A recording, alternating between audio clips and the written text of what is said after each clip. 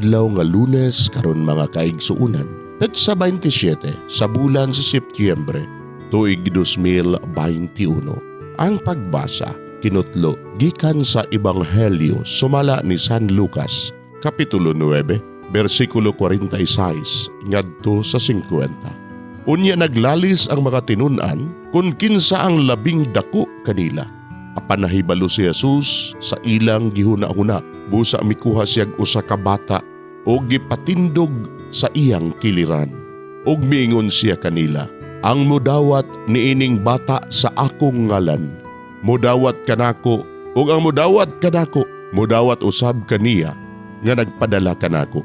Kay ang labing ubos kaninyong tanan, mao ang labing dako. Si Juan miingon kaniya, magtutudlo, nakakita kaming tao nga naghingilin og mga yawa pinaagi sa imong ngalan. Og amo siyang gidid-an kay dili man siya sakop sa atong pundok. Ayaw siya pagdid-i, miingon si Jesus kaniya og sa ubang mga tinun-an.